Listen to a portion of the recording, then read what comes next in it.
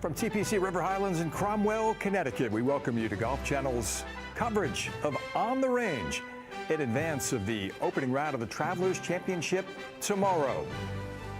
Getting deeper into the PGA Tour season on the heels of last week's United States Open contested at Pinehurst in North Carolina. 64 players in the field at last week's U.S. Open have made the journey up to Connecticut here this week, which has had a home on the PGA Tour since the early 1950s, one of the longest running events on the PGA Tour calendar.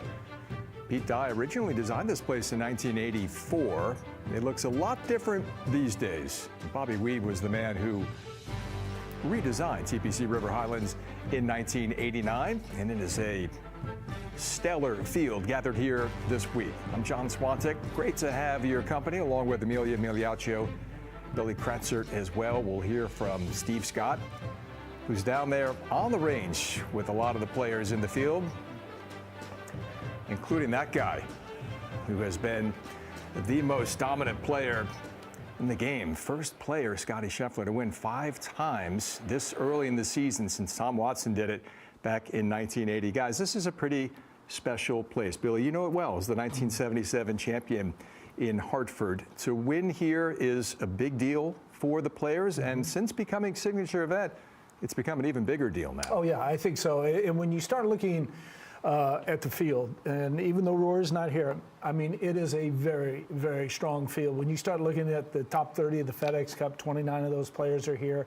You start going down that list, you see guys that are trying to win for the first time. It's a great opportunity for those guys as well, Swanee, to have that chance and only have to beat, 70 other players. So, but what you're going to have to do, what remains constant, and you have to do well, is you have to make putts. When you start looking at 7 feet and in, this golf course provides a lot of opportunity. Some of the best numbers that you'll see on the PGA Tour come from these greens right here in Cromwell. We went from a signature event a couple weeks ago, Amelia, to the U.S. Open last week. You were there at Pinehurst on the call for PGA Tour Radio. There is a fatigue factor, perhaps. That's been a narrative coming into the week, but boy, there's a lot to play for here. A lot to play for in a signature event, and a huge fatigue factor coming off of 2 big weeks, the Memorial and the U.S. Open. At this point of the season, it can be really easy for things to get a little technically off, so the rhythm and just getting everything right prior to the start of the week is going to be so important, because these guys are tired, and it's going to be survival of the fittest who wins this week. Keegan Bradley is the defending champion, and what a performance it was for the New Englander last week en route to the victory.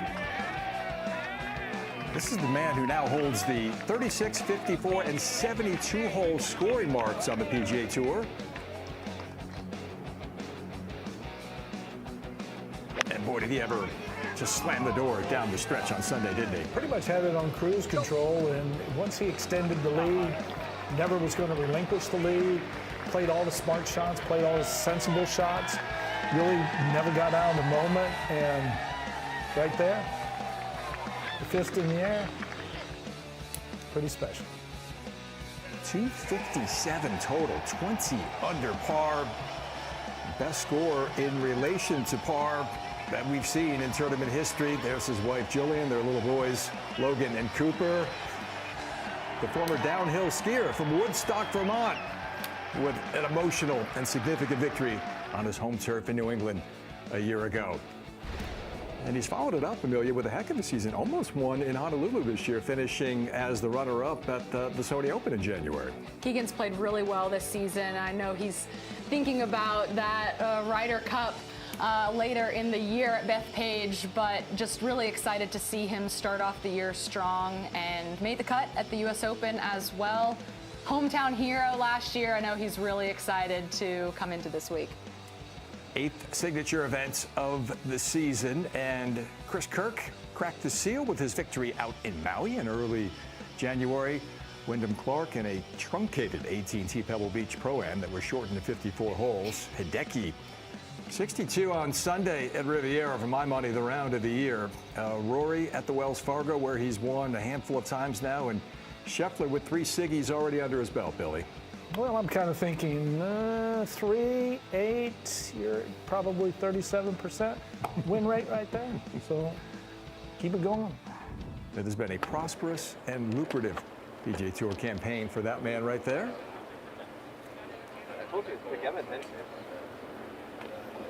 Made the cut on the number last week at +5, and I felt like when that happened, Billy, I'm like, of course he's going to go out and shoot 65 on Saturday morning and get himself right back into this thing, but he didn't materialize. Oh, I was certain he was going to play well.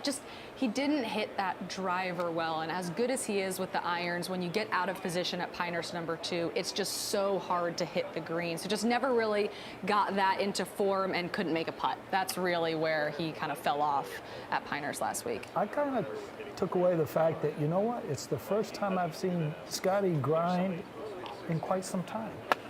The fact that he was put in a position that he could possibly miss a cut after playing so well all year long, and to see him grind like that coming down the stretch, that was amazing. And he kind of knew that +5 was going to be the number, and he was just not going to give in. He was not going to relinquish. He was going to make that cut. And by the time the third round of the U.S. Open, that was the first time in his professional career that he shot 4 consecutive rounds over par, starting with the final round at Memorial, even though he won that week.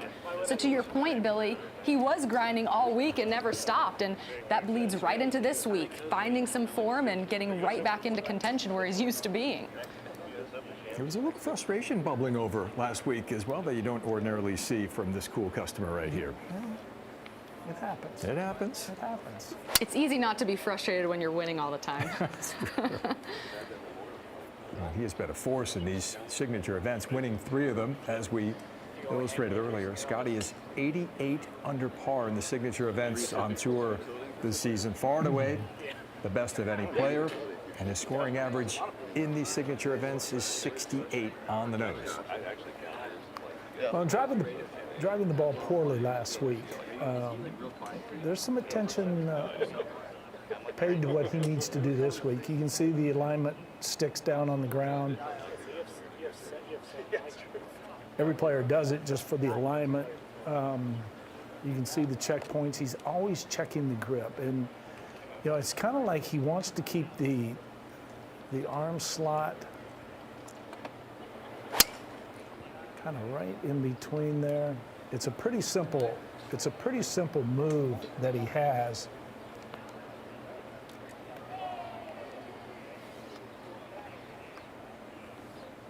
But what he doesn't want to do is he doesn't want to get it to where that club lays down. Launch the club at the top, and then the first move. See, there's no dropping, there's no flattening. The left arm pretty much stays on the same plane. And then, of course, the footwork. But I look at the transition, Amelia, and you know, sure, it's Wednesday, it's practice session. Everything's synced up right there. You start looking at numbers, 179 ball speed.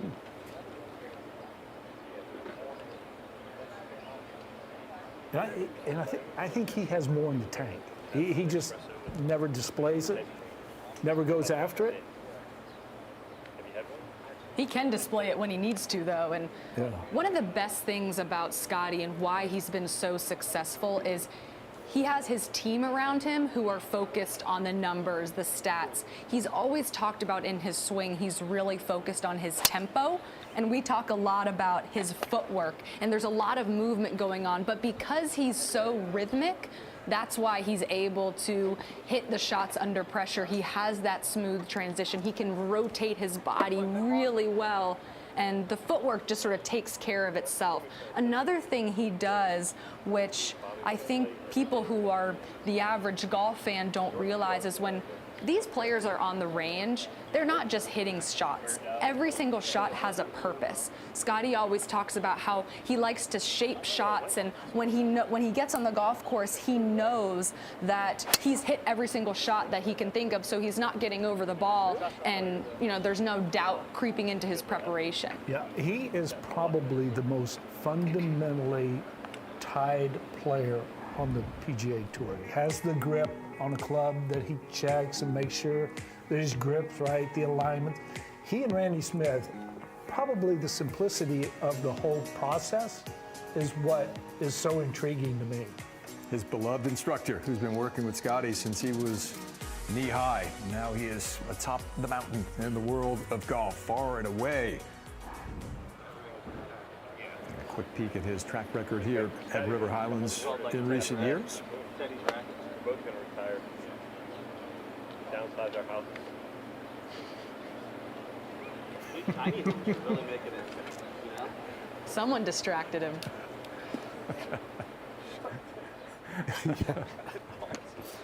That's probably as vulgar as you're going to see Scottie get. But concentration and focus is not broken very often, is it? Our newest paddle. Something got him, though. I do find that very intriguing. You would think the #1 player in the world is always super hyper-focused, but every time I've watched him on the range, he's always very relaxed, very carefree. Well, there's always been a balance in his life as well, and more so now within the last month with the arrival of young Bennett to Scottie and his wife Meredith.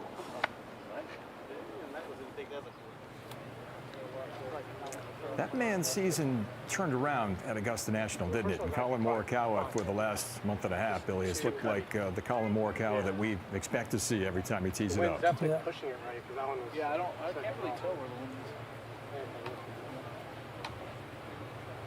Yeah, see, once a player, and all of a sudden their appetite increases, and his increased at Augusta National, now all of a sudden you're back in the mix for another major.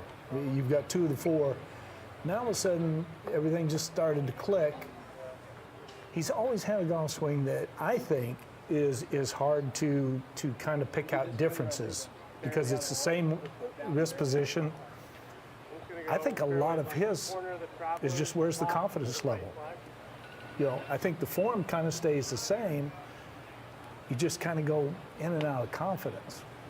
But you'll see the position at the top. Maybe a little late with the body rotation there, but I just think his confidence is so good right now. He briefly parted ways, Amelia, with Rick Sussinghouse, who's been his instructor since he was a little boy. And there's been a few guys who have sort of dipped away from the instructors they've worked with throughout their life and career and have gone back to them and found that comfort zone and that productivity, that success, once again, as Collin has. Viktor Hovland, another example, leaving Joe Mayo, coming back to him after he missed the cut at the Masters and withdrew from the RBC to work back with him. And so many of these guys, when they reach what they believe is their peak level on the PGA Tour, they want to get better. They're always looking to improve, so they start to change things. The first thing you usually change is a caddy, your agent, maybe your swing coach, but don't change what's working. Don't change your swing coach who got you to that point. So great to see Collin back to where his roots have gotten him. Oh yeah, we did hit last. Sometimes players Might have hit look in the wrong just spot. Like off the tee box. When they start looking in the wrong spot, it'll show up quick. Don't know where it bounced. But you look at Collin Morikawa, Ricky Fowler was the story last year, going back to Butch. You look at Davis Riley, going back to Smith. And Amelia mentioned Hovland going back to Joe Mayo. I mean, you can just go right down the list, and seemingly it kind of happens. There's that point of communication that you have to understand what is going on. And sometimes between swing coach and player, not many words have to be spoken. That's communication. That's when you get it. Collin and JJ, formidable team as well. JJ, a really good collegiate player in Northern California in his competitive days. And look at some of the noteworthy pairings for round 1 tomorrow. Hideki, coming off back-to-back top 10s at the Memorial and the U.S. Open, will play with the defending champion Keegan Bradley. You know how many cuts Max Homa's made here? 0. Goose egg for Max. 0 for 5. This is one of the easier courses on the PGA Tour, and it stands in stark contrast to the grind of a major championship. That's 64 players realized a week ago. I was actually stunned when I saw that because I think of Max and I think, oh my gosh, he's going to drive it in every fairway. He's going to flush Daddy some putts, and then we're off to the. But when I saw that stat, I went, no, it can't be. Well, it is. ESPN Plus coverage begins Thursday morning at 8 a.m. as one of the past champions in the field, Jordan Spieth, the 2017 winner, and one of the champions from the Hartford, Bristol, Connecticut area, Chris Boomer Berman.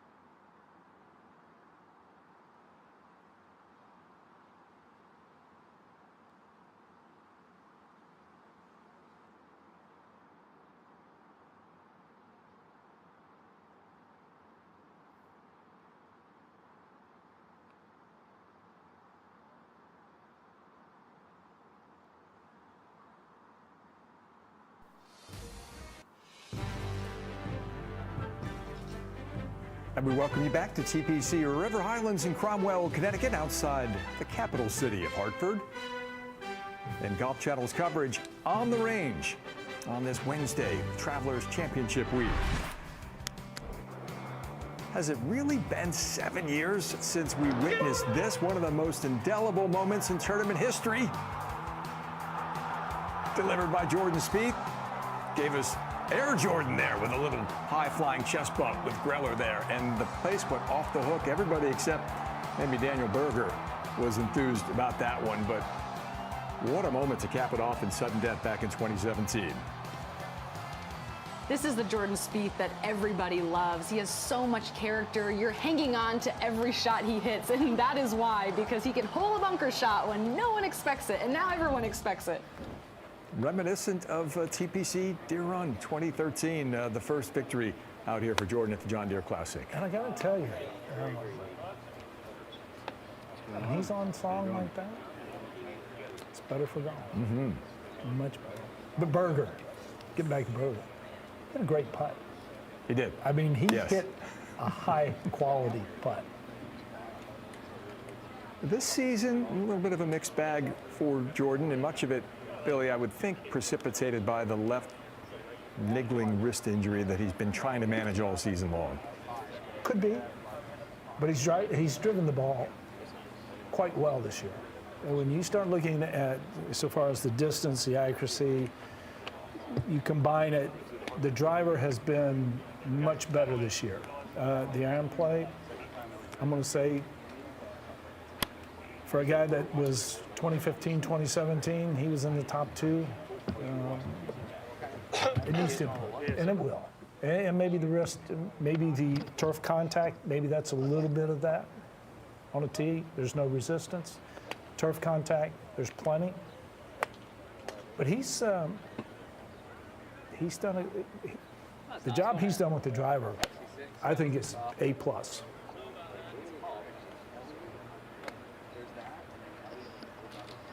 Made the cut last week, Amelia, at the Open. Was 8 back to start the weekend and not able to get much closer than that. Finished 41st.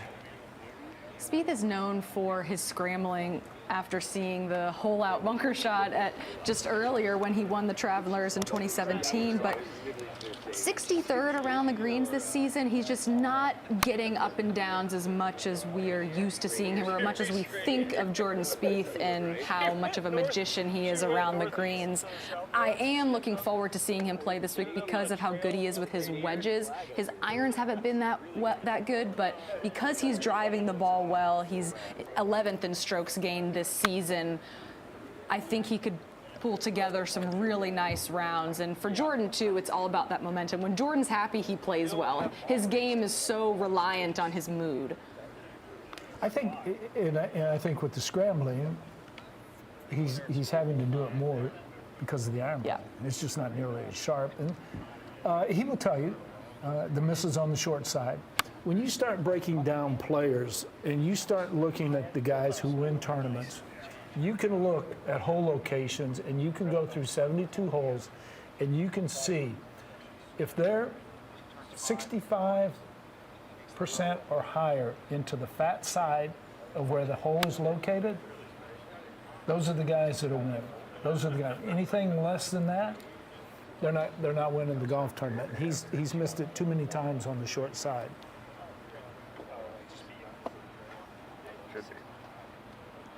And as we watch Jordan warm up, one thing that he's been really working on and we've seen has been the rehearsal in his backswing. It almost looks like a little loop and then bowing it off at the end, shallowing it out. But he's been working with Cameron McCormick, wanting to get back to having the club more in line with his hands, not so laid off. That's how he felt he was most comfortable and swinging the best.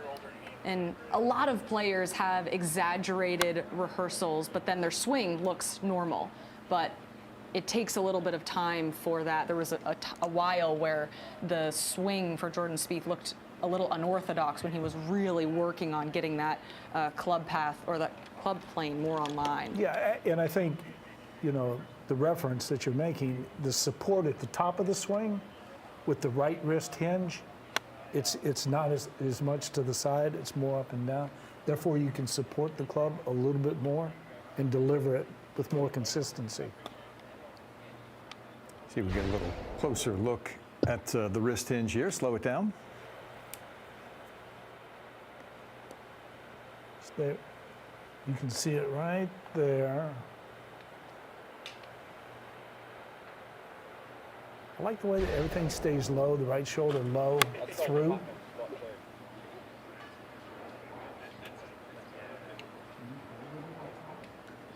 So 2017, when Spieth took the title here, and that dramatic sudden death was a banner season. Of course, he went on to steal the Open Championship and the Claret Jug from Matt Kuchar there at Royal Birkdale, and then had the 4-year drought until the breakthrough in San Antonio at the Valero, and backed it up with a victory on the back end of the Masters at the RBC Heritage 2 years ago. So it's been a little more than 2 years since Jordan's last win. Spieth out on the range. So is Steve Scott part of our team on the range. Steve, how's it going, and what are the conditions like there at TPC River Highlands on this Wednesday? You know, Swanee, it's going great out here. You got a lot of great players out here, the best players in the world on the PGA Tour, dialing in their game this week on the practice tee here. But really important to this week, there's three few keys to really dial in this week for these players. You know, number one, think about this golf course. 23 under par 1 here last year with Keegan Bradley, and 1 under par in the last 2 weeks at the U.S. Open as well as the Memorial the last 2 weeks. If you would have shot that, you would have finished in the top 10. You shoot 1 under par here, you're going to be going, you're going to be having a tough time finishing in the top 20. And then you look at the rough this week. I took a look at the golf course yesterday, and the golf course is really, you know, it's one of the shortest golf course they play on the PGA Tour this year. but the rough is mowed into the players, and so they really have to be cognizant of that. They're going to have to really steepen their approach angle if they do hit it in the rough, and that's going to be a definite challenge. The third and final thing is really the heat and humidity. At least the first couple days, the heat and humidity are going to be a real factor. These players are going to have to manage their fluids and their food and make sure they stay hydrated. Lots of electrolytes are going to be needed in Cromwell, Connecticut this week. All right, thank you, Steve. If you go 1 under, by the way, you may not even be around for the weekend here at TPC River Highlands. And it's weird to talk about the transition to a golf course with rough. Amelia, coming off a U.S. Open. Of course, Pinehurst was so penal in so many different ways, but it is something that the players will have to be cognizant of here this week. Especially because every other golf course, you're practicing out of some kind of rough. And rough shots are much different than chipping out of the fairway because you're not getting any spin. Every single lie you get out of the rough is different, so there's a lot of inconsistency. So early on in the week, it's really important for players to dial in their short game from outside of the fairway. You saw the course record of 58, authored by Jim Furyk in the final round 2016. I think that course record is pretty safe, we'll say. No one's ever gone lower on the PGA Tour than Jim did in the final round that year. Viktor Hovland will begin his tournament competition Thursday afternoon at 1:30 p.m. Eastern Time. We talked about the reunion with Joe Mayo, and he's going through the little rehearsals and the checkpoints over there on the range. It's really interesting because Viktor just rehearsed a little side tilt. Someone at the U.S. Open asked him how he does that so well, his side tilt, and he said, I actually tried to get rid of that because that creates inconsistency in my golf swing. You do need side tilt to have a good impact through the ball, but too much of it and you can start to let go of the club face and do some other things. But that drill that Joe Mayo was doing, holding his head, that's a really good way just for everything to stay over the ball. You lose all the moving parts. You keep everything really sound and covered over the golf ball. So a great drill to do prior and even after a tournament round. It's always good for a player to have a center point. And if that's his center point, left side of his head, that's great. A lot of players will think of their chest, keep the center of the chest constant.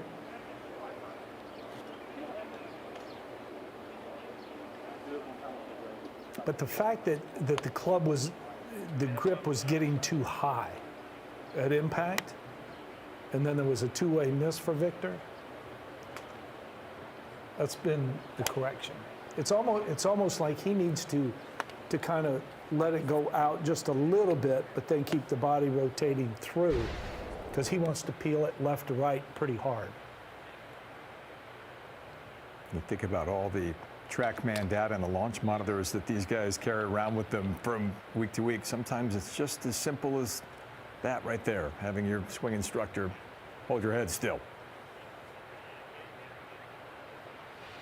And that club is outside of the right forearm, so that's how he hits that nice fade. But Billy, you mentioned the double miss. I walked with him at the U.S. Open round 1, and he had a double miss going, missed his first fairway, and then really couldn't find his footing. He was hitting it well on the range, but when you have swing thoughts, they work on the range. You do not want swing thoughts other than rhythm and tempo or some kind of play thought like finish to the target. You cannot be having things jumbled in your brain. Even if you try to remove those thoughts, if you're thinking about things constantly on the range, it's bound to transition onto the golf course. Yeah, if you get away from target and shot shape,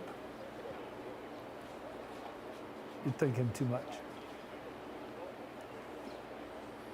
Tied for 11th in 2020, just a couple of years after he came after Stillwater, Oklahoma, that storied career at Oklahoma State, helping to lead the Cowboys to the NCAA championship while winning the U.S. Amateur. Of course, was the low amateur at the U.S. Open in Pebble Beach in 2019 as well. That was just a short while ago. Feels like Viktor Hovland has been around longer than that, but he's only a half dozen years removed from his college days.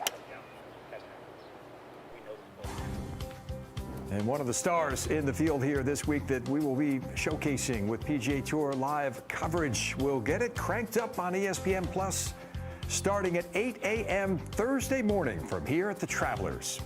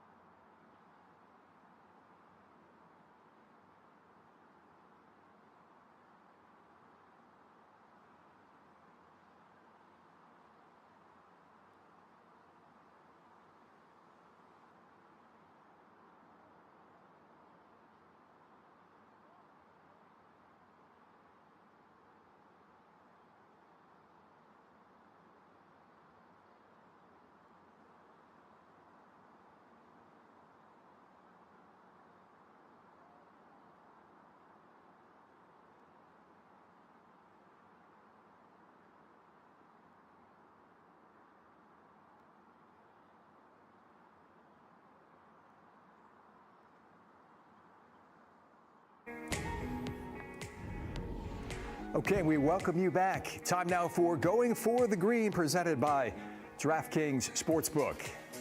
As we preview the field this week at the Travelers Championship outside of Hartford and offer a little intel, a little insight, and a little guidance as you invest wisely and responsibly in the players on the board here this week.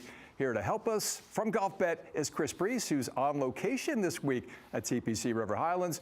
Chris, it's good to see you. Short field this week, just 69 players competing. Who will be the last man standing outside Hartford on Sunday evening? Well, let me tell you what, Swanee, everybody remembers the iconic weekend at the U.S. Open. I wonder how many folks remember who was leading that tournament halfway through. It was Ludwig Åberg. That's my pick this week at the Travelers. And look, Ludwig clearly did not have his stuff on the weekend. It was because he was learning how to win a major championship venue. Experience was everything last week. He does not have that issue this week. When you're looking at a guy who's hitting the ball really well, I don't know if anybody is playing as well right now as Ludwig Åberg is. Give me that plus 1,200. And the big narrative this week, Swanee, you tell me if you agree with this, is fatigue and exhaustion. I hate to say it, but fatigue hits a little bit different for somebody who's 24 years old as opposed to maybe you or me. No doubt about it. And $20 million to play for this week. I think they can reasonably expect to shake off the fatigue. That's just my view on it. Right. Listen, because it is a short field, there's going to be more value than there traditionally is with a field of 144 or 156. A little further down the board, Chris, who's your value pick this week? And that's why I'm looking at the top 20 market. And we do something every week on GolfBet called Key Stats, figuring out what all the winners did recently here to make them successful. The shorter course at TPC River Highlands, 125 yards to 150 yards. 50% of shots were hit from that range. Tom Hoge is third on tour in that stat.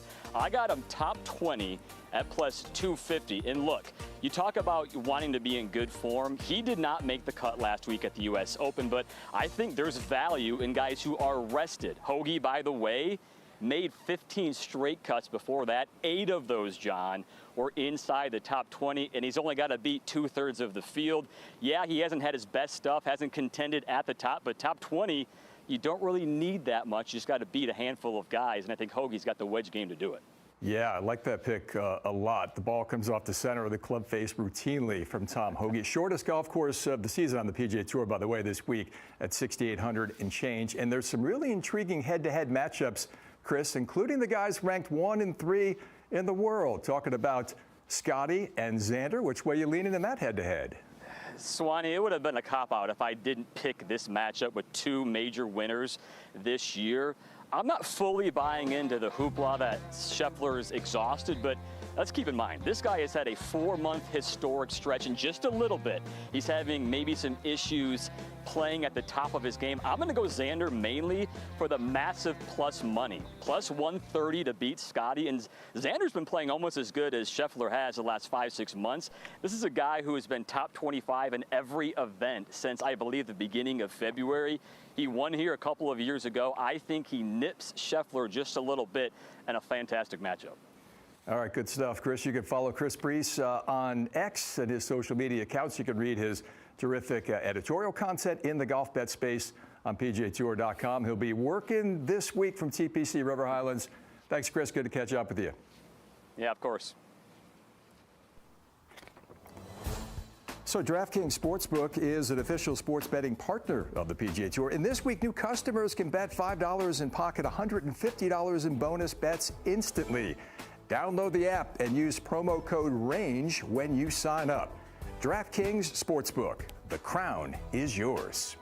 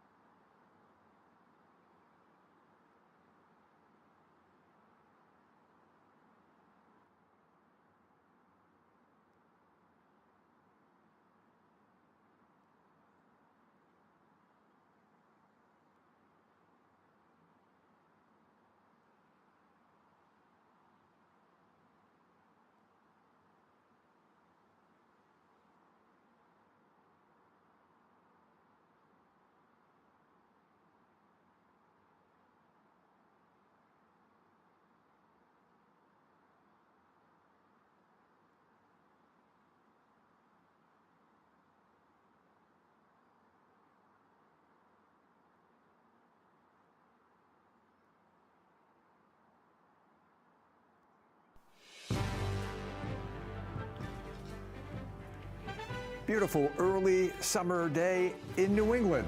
We welcome you back on the range here at the Travelers Championship TPC River Highlands, just outside of Hartford.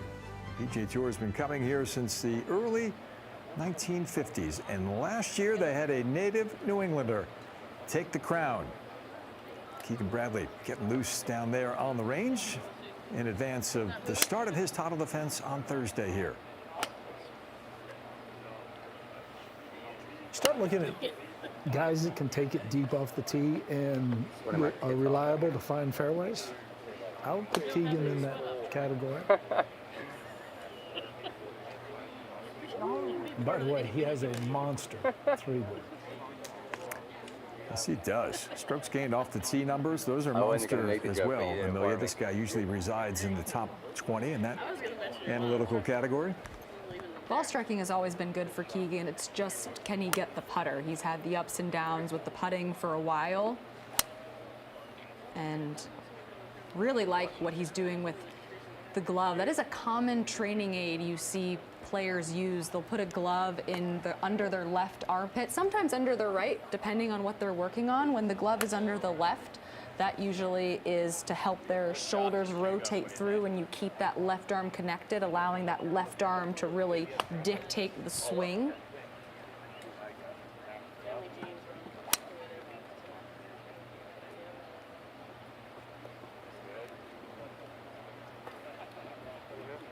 So an early morning start, well, mid-morning tomorrow, 10:20 is when the title defense will begin for Keegan Bradley. The winner here last year in his native New England, and it meant just a little bit more.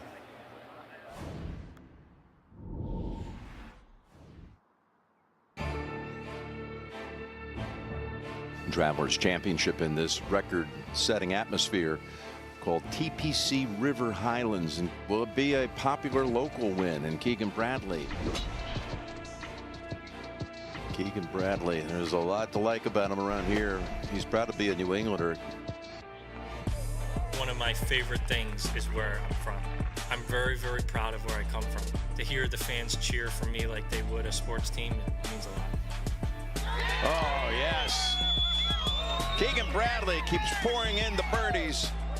Starting to hear a very engaged New England accent crowd. This was always the top of my list, and what a special thing to be the winner of this tournament.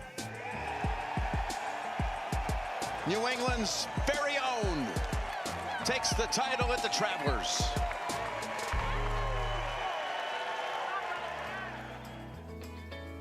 Born in Woodstock, Vermont, played his high school golf at Hopkinton and led that squad to back-to-back Massachusetts state titles in '03 and '04.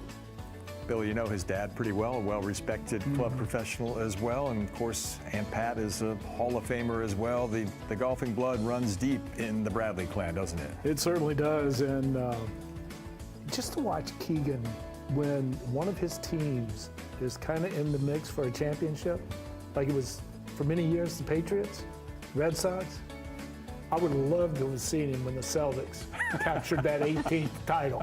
I would love to see the reaction. First New Englander to win since J.J. Henry in 2006. And this is Keegan from earlier today on the eve of his title defense. What Jim Nance said on the 18th hole meant so much to me and my family. And when he said New England's very own, I got home after I played Detroit the week after, and my wife had made up this big picture with that quote on it. We have it in our house, which is just north of Boston. And I've told this to him personally, but what he said meant so much to me. And this tournament really, it means a lot to me before I had won. I mean, this is, like I say every week, this is a very important tournament to the Northeast and New England golfers, like a kid like me. This is the only chance I would get to come up here and watch professional golfers play. So this is an important week for the game of golf in this area. No, we can hit too. Yeah. I don't think so. I don't think so, B. You want to hit one? One shot. Okay, here we go. That's Jillian, Logan, and Cooper. We're going to put them to work here, Amelia. See if they've got a little bit of Dad's clubhead speed. Yeah, let's see if we can get them on a TrackMan, see their numbers.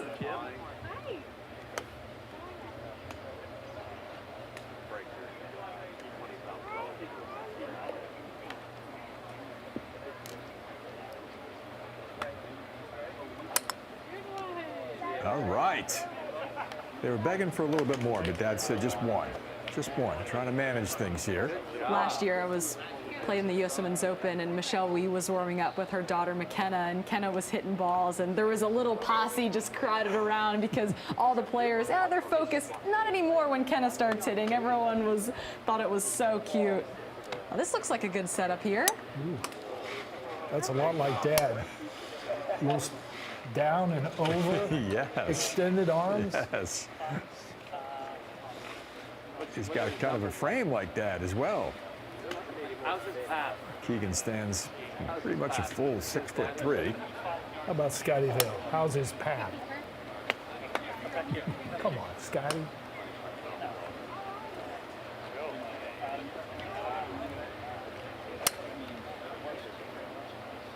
You wonder at what age do the boys stop listening to Dad, despite his resume. I don't need to listen to you, Dad.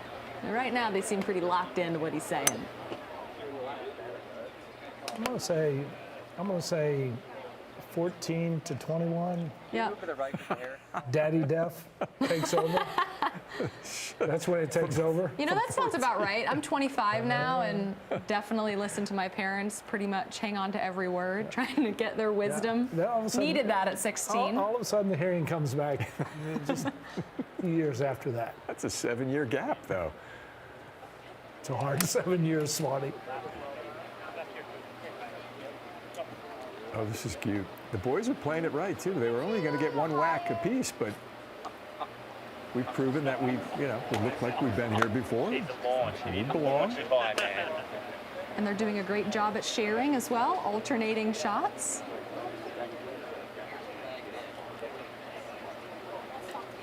Yeah, you're right, Billy. Look at that setup. That is Keegan-esque, the way the arms hang there. Ooh, so was that. Logan letting it rip. Checking the numbers.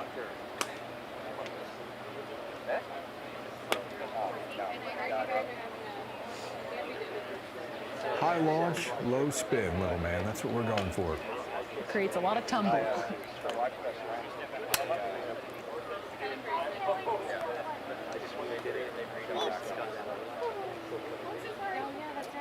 Love that little clip from Keegan's presser. Those aren't just words. That's real meaning behind them when he said how important this place is to him and always has been, even before he won last year. Grew up coming to this event as a kid. It's a story that we always talk about leading up to a week when someone's playing a tournament. It's their hometown. They have a lot of family behind them.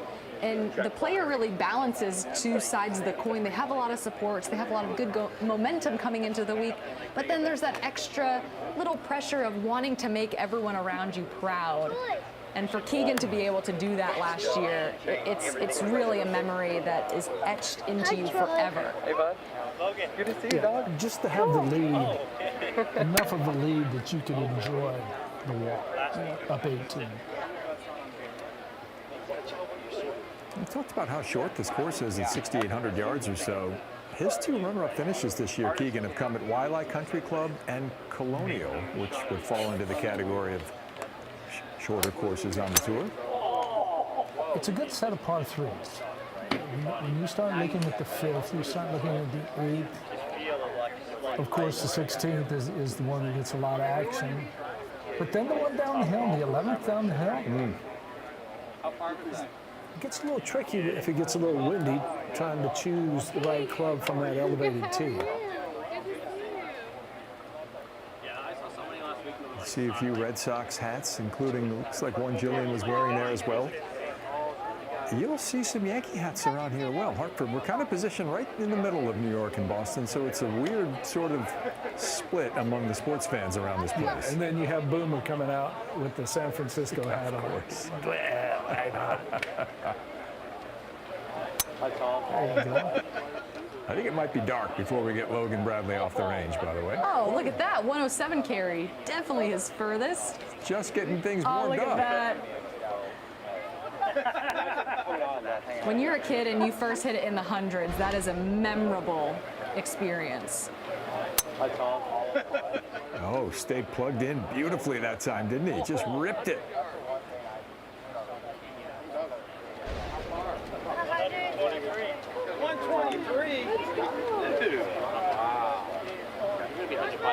It is an event for the Bradley clan. Don't need him doing this. Where's my water? Thomas, cooler right there, bud. Where's my water? Hey. Cooler right there.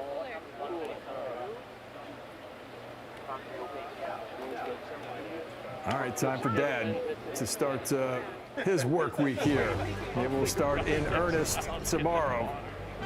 The top of the fence for Keegan Bradley, a little after 10 local time on Thursday. Good, been doing something. But in the run-up to that, a little quality family time here on the range in Hartford. What's your record?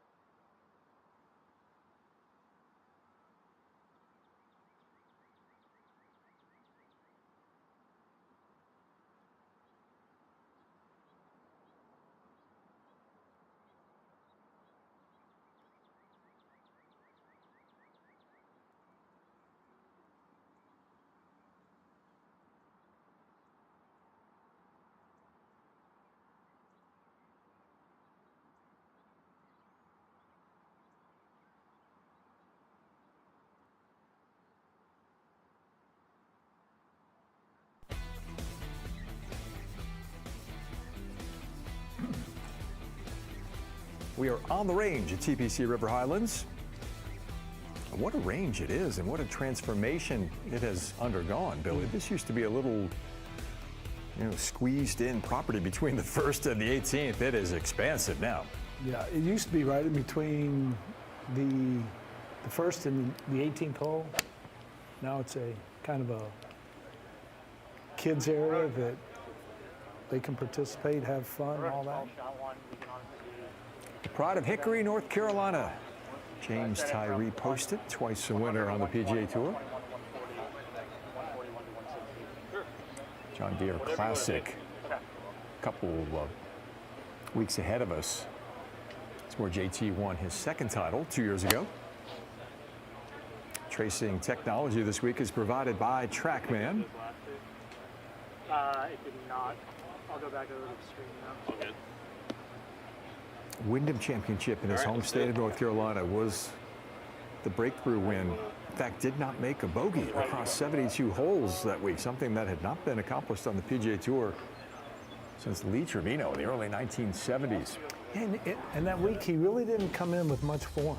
I mean, it had been a struggle that year, and all of a sudden, that happens.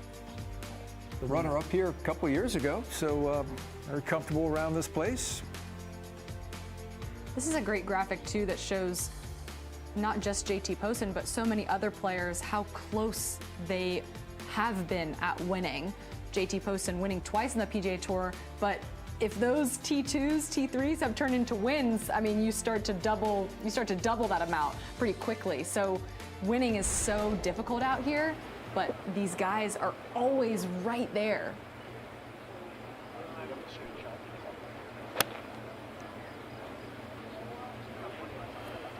Is one of the best putters on the PGA Tour, and you look at the posture, very tall, lanky, kind of rangy guy. Amelia kind of crowds the ball, much like he does on the greens when he putts. It's a very neutral setup, which just provides such a great segue into a very relaxed golf swing. And so many of these players talk about getting into a great setup, and it's crazy what your grip and aim, shoulders, how that can all dictate where a shot goes.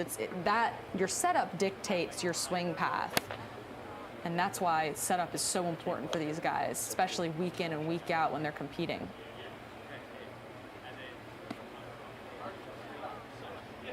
Very much in tune with the TrackMan data that's being introduced to him back there. Taking a quick peek at it after every swipe at it. Kind of a middle right flag. If you go to a PGA Tour event, LPGA Tour event Yep, 109 as middle well, right.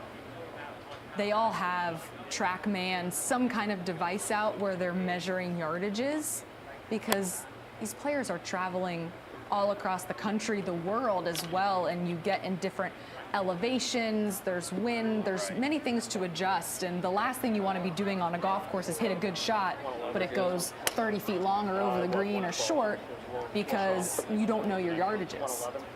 A lot of guys use it for spin rate.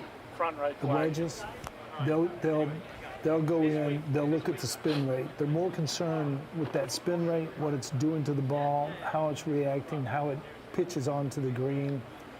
You get greens that I'm going to say are twice as soft as what they played last week. Now you have to recalibrate the whole thing.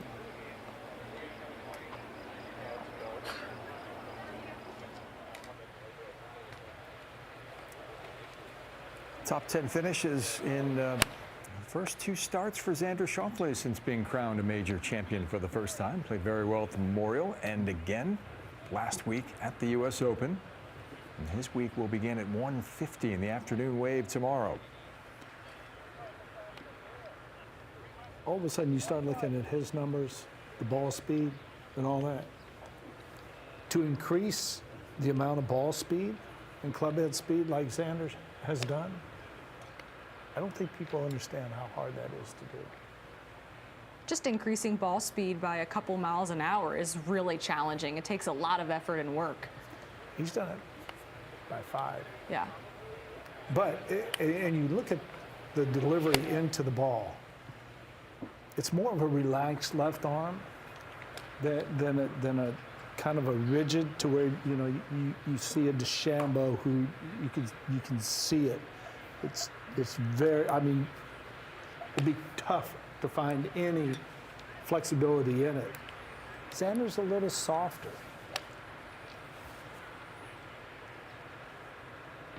You talk about somebody that can torch a 3-wood. 290 with a 3-wood, he can capture that in a heartbeat.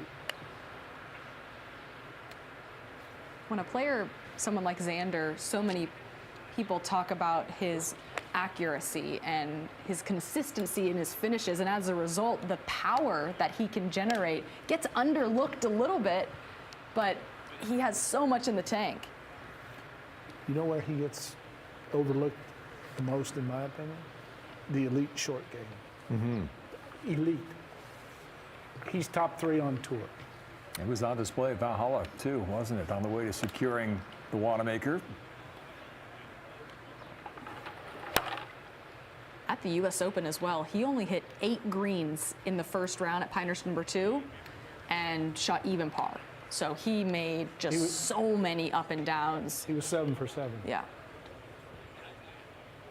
That's a recipe for disaster if you miss that many greens on #2, as we saw time and again last week.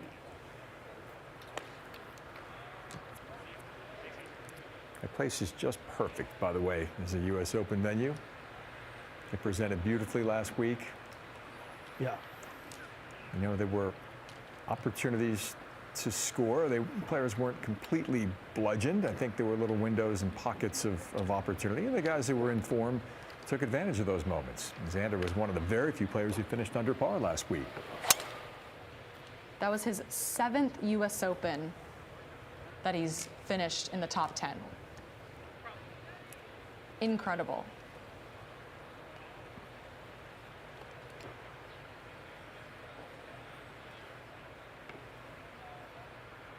Well, Xander will continue to work through the back here. We already caught up with JT Poston on the range a little bit earlier. Steve Scott has done the same. Let's hear from them. All right, thanks, John. Down here with JT. Now, JT, we're doing the TrackMan Performance Center here today. What is the TrackMan Performance Center, and how does it help you? It's a way that we basically can track our strokes gained, our stats, and kind of make our practice a little bit more efficient. It's something I've started doing the last couple of years, and it's kind of a way for me to kind of see in real time what parts of my game I need to work on, what distances, where are my strengths as far as proximity, and where do I need to work on it, and work on improving it. No, on a day like this, how many clubs are you going through in a practice session like this, and how is it relating to the golf course here at the Travelers? Well, here, you're going to have a lot of kind of scoring clubs in your hand if you drive it well, and so the emphasis this week is more kind of that 160 yards and in, 170 yards and in, and trying to be really sharp with your distance control there. And as far as clubs go, we'll go all the way through the bag. That's kind of our routine on a Wednesday, is to start with the wedges and hit maybe 20, 30 balls with the wedges, all random numbers, just trying to hit them, and then kind of do the same thing from 140 to 160, and then 170 to 200. You've had 2 victories on the PGA Tour, the John Deere in 2019, and then at the Wyndham, the Wyndham in 2019, and then the John Deere in 2022. Those are still events that are upcoming this year. How excited are you at this point of the year to get to those events as well coming up? Yeah, obviously great memories there and a lot of success. Obviously the 2 wins, and then I've played well other weeks where I haven't won at both of those places. So I love the golf courses. I love the tournaments. And yeah, I'm definitely looking forward to being there and hopefully get another win. Appreciate your time. Thanks so much. Yeah, thank you. JT Poston, part of an elite field this week at the Travelers Championship. $20 million purse on offer. $4 billion to the winner, along with 700 FedEx Cup points for the champion this week.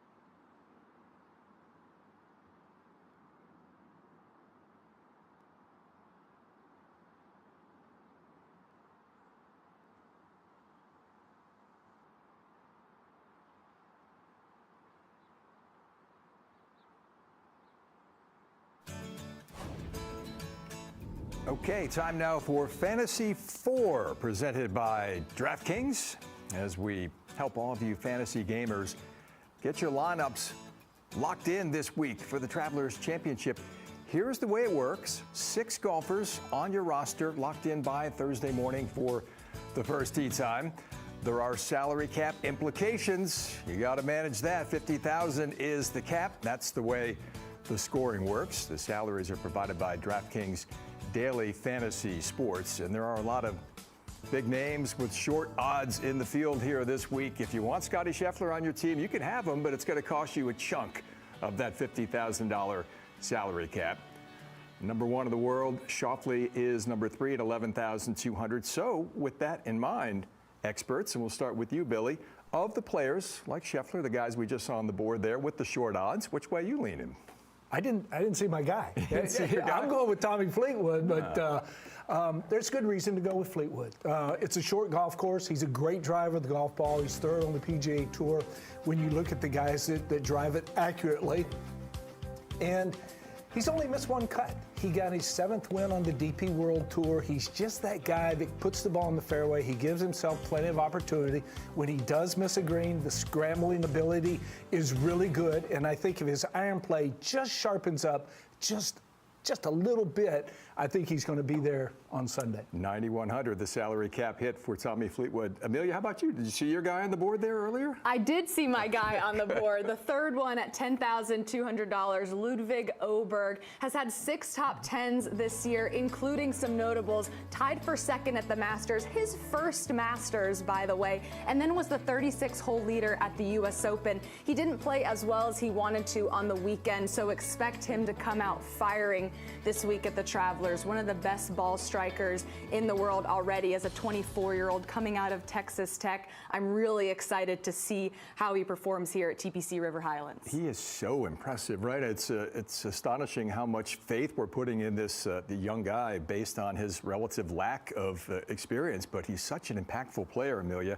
How about some value picks, a guy who's maybe a little further down the board this week? A little further down the leaderboard, I like Matthew Pavone at $6,800. He finished 5th last week at the U.S. Open, and specific things he's improved in his game. First thing is his driving. This season, he's been 91st in driving accuracy. Well, the U.S. Open last week, he finished 24th, so really improving on the driver, and his iron play is also back to the strength, 12th last week at the U.S. Open, so he's going to perform well this week. I think he's a great value pick. And he's up to 20th in the world. Pavone, Billy, the winner at the Farmers this year, one of around 60 guys who's made the trip from Pinehurst up to TPC River Highlands. Who's your value pick? I want to go with Denny McCarthy. Even though the form hasn't been kind of what he's wanted lately, he's such a good putter, and when you look at the strokes gained, he's 3rd on the PGA Tour. I just think if he hits a number of greens, he's going to have that good look where he's going to make a lot of putts. And when you look at him and you look at what he did, the work last year, he opened up with a 60 last year. He ended up finishing tied for 7th, but he has good memories of TPC River Highlands. So I think going forward, he's kind of a guy that, even though the form hasn't been good, this is a place that he likes. So maybe. Yeah, and he pushed Akshay Bhatia to the brink at the Valero, birding his final 7 holes, Denny McCarthy, on Sunday to force that sudden death playoff. All right, let's recap the picks from Amelia and Billy. Tommy Fleetwood with a salary cap hit, $9,100 for Mr. Kratzert. Amelia going with the 24-year-old Swedish sensation, and the value picks. Pavone, the Frenchman, for Amelia, and Denny McCarthy looking for more magic at TPC River Highlands that he was able to produce last year. Hey, DraftKings Sportsbook is an official daily fantasy sports partner of the PGA Tour, and this week new customers can play free for your share of millions in prizes with your first deposit. Download the DFS app and use promo code RANGE when you sign up. DraftKings, the crown is yours.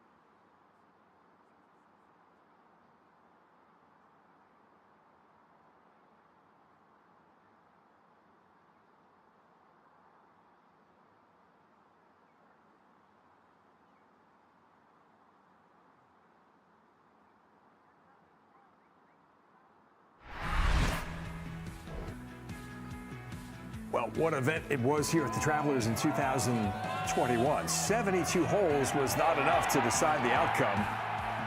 In fact, 79 holes was not enough to decide the outcome. What a thrilling sudden death duel between that man, Harris English, and this man, Kramer Hickok. Both of these guys parred the first 7 holes of a playoff, and it went back to 18 once again. Hickok was trying to win for the first time. That was the putt he made in regulation on the 72nd hole to force the playoff. This was the second playoff hole. That's how close he came to ending matters right there. His reaction says it all. That looked good the whole way until it lipped out. And so did this. This stroke from Harris English, it was true time and again. The man did not miss during that 8-hole sudden death playoff, which finally ended in victory for Harris English, denying Kramer Hickok what would have been his first title out here on the PGA Tour. Part of a Ryder Cup year for Harris as well. Remember, he was selected by Steve Stricker, the U.S. captain, with a captain's selection. The team at Whistling Straits, 13 under par was the number that got to a playoff. And that's kind of where we've landed for the most part, in that 12 to 18 under par range, with the exception of Keegan, who went nuts in establishing the 72-hole tournament scoring mark last year. Just in a different way. And there's Harris working with his swing coach, Justin Parsons, down on the range.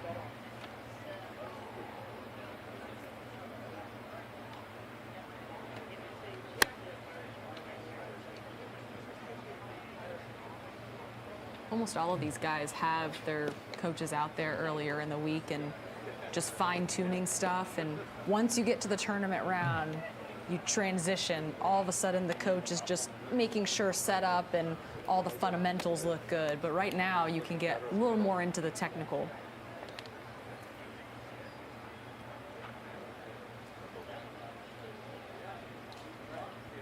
He won a couple times early in his career, Billy, and then lost his way a little bit. I think he had conditional status one season, and he went back to YouTube videos from the early stage of his career when he was winning and sort of, you know, reconnected with what worked for him so well. It feels loopy. So what should be happening there? And in an ideal reconnected world, with the equipment that he started out the with. club has gone up through here and has gone up there. Basically, the wall says coming down, so it's not dropping.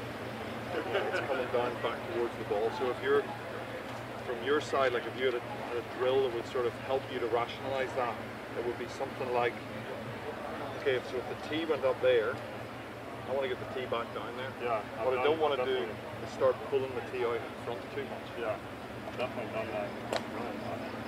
Yeah, but I don't know that we've paid attention to the downswing component of the drill as much as the downswing part. Once it went up there, it's down there, so that's not a drop. Now, if you had the, you know, one of Tom's exercises, like if you were in a split stance, saying you're a band here, you wouldn't want the band to do that. But you wouldn't want the band. Yeah.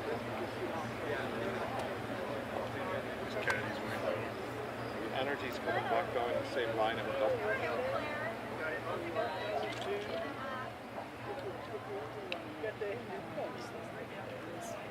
And basically, what they're trying to do is they're trying to get the butt of the club, the energy of it, the grip going towards the golf ball. Yesterday I felt too drawy. Yesterday I felt too drawy. I feel like I go there. Where are you going to go?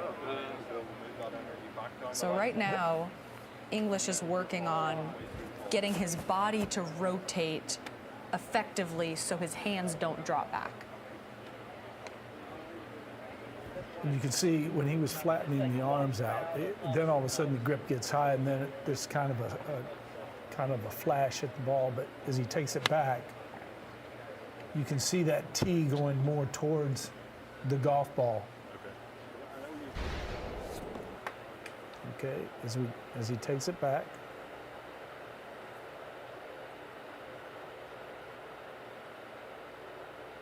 Gets it to the top. It's all about. So now what you want is you want this to come more down towards the ball. You don't want the shaft and the arms to go in that direction. You want to eliminate it. You want to be over here to where you're coming down more straight on the ball. And then from there, you're going to look at the hips, and you can see how easily they clear right there. And he still maintains the body angle with the upper body down towards the ball. The chest is facing more down towards the ball. So that's kind of the ideal position you want to be in right there. And look at the impact. The impact, the club, pretty much the same in the setup. That's really a great, you know you're hitting the ball well, you're a great ball striker when that impact alignment is the same or very similar to when you were setting up.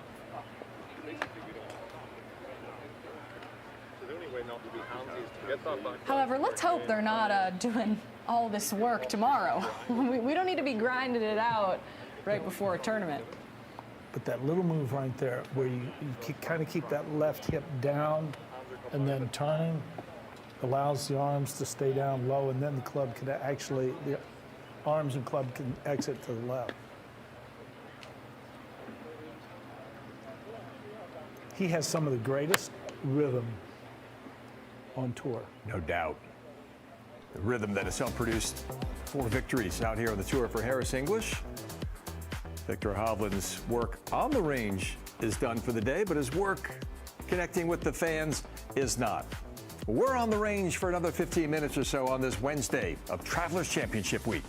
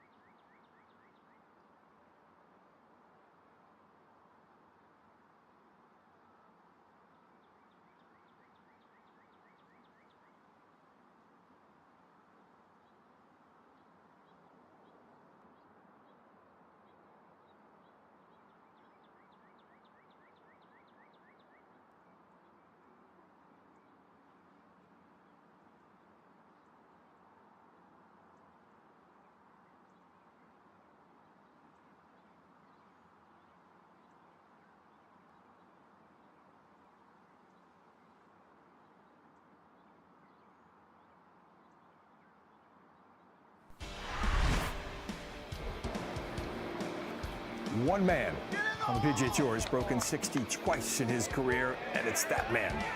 Jim Furyk shot 59 at the BMW Championship in the FedEx Cup playoffs and shot 58 here at TPC River Highlands in the final round back in 2016. I remember Jim had fluff on the bag that week. Narrowly made the cut and then just went bananas over the final 36. It was such an incredible moment in tournament history. It felt like he had won, but Russell Knox was actually the champion in 2016. But Jim had another piece of history. 5-8. No one has ever gone lower on the PGA Tour.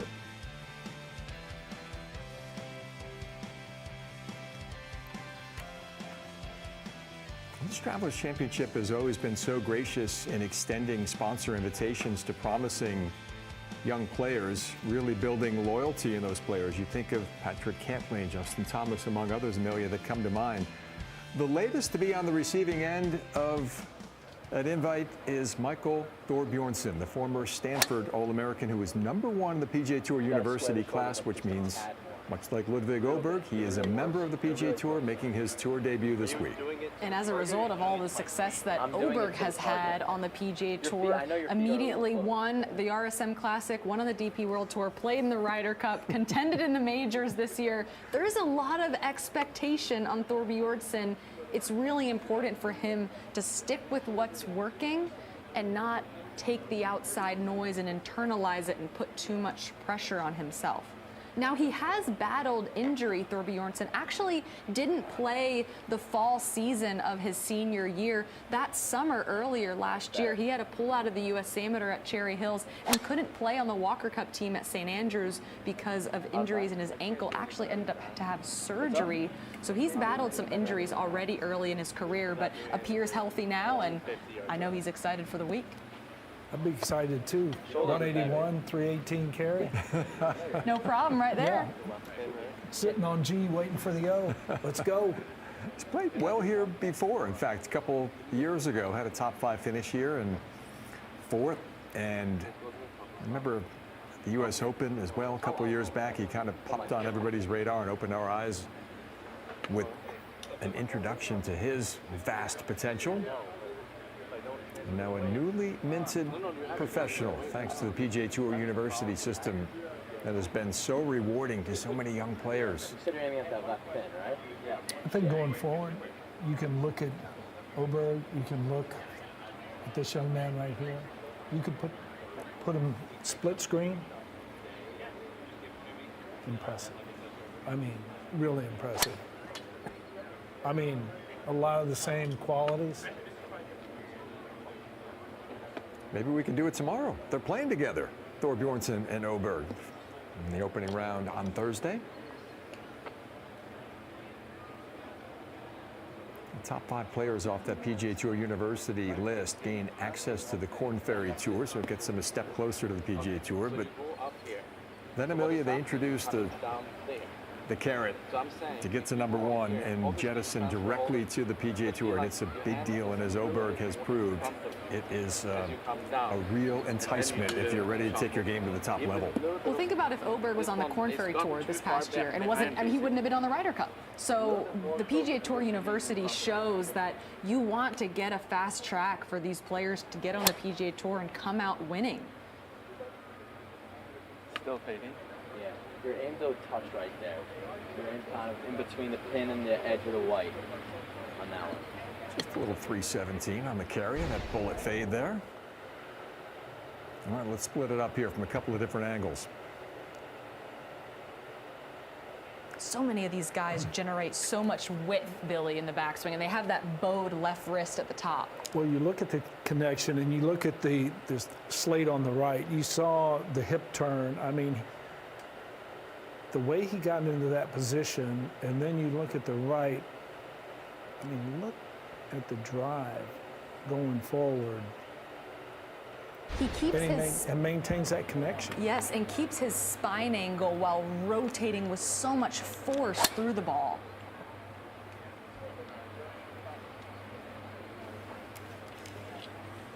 Well, we talked about Keegan Bradley's victory in his native New England last year. Thorbjornsen would love to turn the trick here this week. He's a Massachusetts kid, and he's pretty fired up about being here, making his tour debut. I haven't really thought about that too much. I remember growing up, well, I guess to answer your point, yeah, obviously I know Keegan's from Massachusetts, and I would see him winning the Bridgestone, winning the PGA Championship close to a decade ago. But obviously, I think it was Tiger, Rory, those were my favorite players. But come to think of it now, some kids growing up here in the Northeast and in Massachusetts, them looking up to me, that's kind of a dream come true. Just trying to set a good example for these kids and inspire them to be the best golfers and best human beings they could possibly be. because I mean that's what the guys ahead of me did for me as well. So hopefully one day in 10 years we have some of these kids out here playing and beating me and winning this tournament. Poised beyond his years, fresh out of college and making his PGA Tour debut this week, Michael Thorbjornsen will play with Ludvig Åberg. Both of them valedictorians from PGA Tour University. And they're in the afternoon wave on Thursday at 2 o'clock. Not much to quarrel with there, is there? Just the face. Launch angle's great. That's all it is. Ball speed. Yeah, of course it is. No. At a dress. Just a light I'm 321. standing like this, yeah. Aiming at the target, yeah. And then I push it out like that. So you open it out. Love what they have done this tournament through the years, Amelia, in introducing us to future stars of the game. A couple that I mentioned, maybe Thorbjornsen is the next one. It's a pretty special week here as we get deeper into the season. It's a great investment that the tournament like the Travelers is doing to invest in these players like Michael Thorbjornsen to then establish that loyalty. But this week, coming into TPC River Highlands, I believe proximity is really going to be the important thing with players having 8-iron to a pitching wedge primarily, getting the ball as close to the hole as possible. That's going to set you up best for birdies. Makes sense. And these are some small greens, only about 5,000 square feet on average. It's a short golf course, as we've documented, less than 7,000 yards, Billy. Your keys to the week, what are you looking forward to? Well, I think, they've made some changes in the golf course, and they brought in the rough line on 1, 6, and 9, and the angle of the tee box on 9. They've changed that as well. And so some of the green complexes a little bit smaller. So, yeah, you put the ball in the fairway, that's going to be a key. But we're coming off a big block of play. I mean, these guys starting at the Wells Fargo all the way to this week, I mean, it's been a lot of play. So the guys, a little tired, but they need to find the fairway if they're going to go deep on the scoreboard. Keegan Bradley defending this week, Amelia, but Scottie Scheffler trying to get a return to his winning ways after a less than stellar, by his lofty standards, performance at the U.S. Open. I think he's going to be motivated this week. As competitive as he is, we haven't really seen the kind of frustration that Scottie Scheffler showed at the U.S. Open. He's going to be coming out firing this week with a little bit of a hot head. He's not used to missing fairways. He's ready to go make some birdies out here this week. And we are looking forward to bringing you the coverage on ESPN Plus. It all begins Thursday morning. The PGA Tour live coverage at 8 a.m. Eastern Time. Thanks for hanging with us on the range as we examine the rehearsals of the stars of the game, all comprising the field this week at the Travelers Championship. For Amelia Migliaccio, Billy Kratzer, Steve Scott as well, I'm John Swantek, and we'll see you Thursday morning for ESPN Plus coverage, the opening round of the Travelers.